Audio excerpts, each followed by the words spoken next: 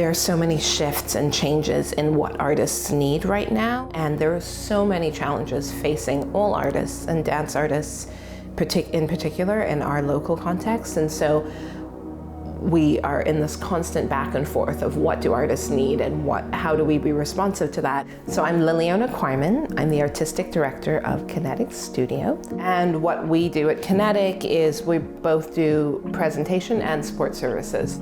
Our mandate is around building support and building the contemporary dance milieu in Nova Scotia, in Mi'kmaq, seeing what do artists and artists in training need in order to be able to have strong, functional, vibrant careers or paths in dance. We try to be responsive to artists in the moment. Sometimes it is more artistic, sometimes what people really need is a space to show their work and a venue where they can show their work, and sometimes they'll need mentorship or documentation.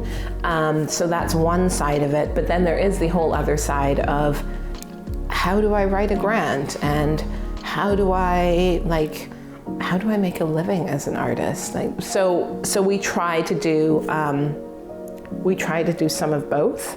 We do some presentations, so we have a series of both finished and works in progress that we show over the course of the season. Recently, with the pandemic, we've done a lot of online programming. Partnering Apart has been great because we've had artists who've never really engaged with Kinetic before, and the whole idea of two people who've never worked together before, that was the framing for Partnering Apart, was how can you create something with people who've never worked together before in this environment where we're physically distanced from one another.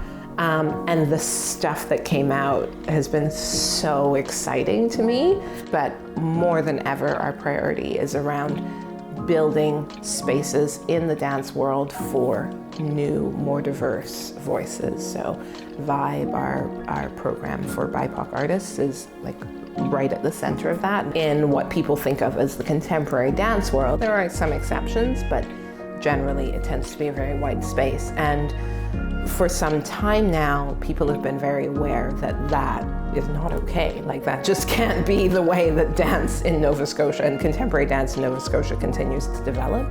I really believe we need to change the framework of the space, revolutionize the space, put some new voices at the center.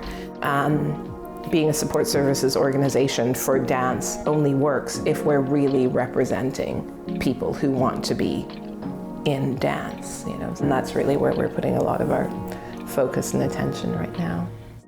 I think one thing that is quite unique to dance or contemporary dance in the local context is that pretty much the majority of artists in the contemporary realm are doing multiple things. There's not enough of us for people to say, oh, I'm only a dancer.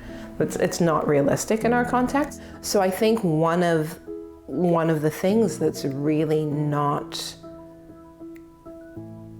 taught to people is how do you what's that balance? How do you do those multiple things? How do you maintain your integrity as an artist and keep that as a separate thing? But then also, how do you run an organization? My path has not in any way been a linear one. I mean, I have an acting degree, and now I work predominantly in dance, do some theater as well, but I'm predominantly in dance. I've lived and worked in many different countries in many different ways. So I've been teaching, I've been performing, I've been choreographing. I also have a facilitation practice. I do a lot of social justice work. So my path has not been linear. All those things feed the artistic practice. And you don't have to pick one path, and you can change and you can circle back. If you want to be an artist, you are an artist, and that it's that simple. Let it all flow through. It's all the same path.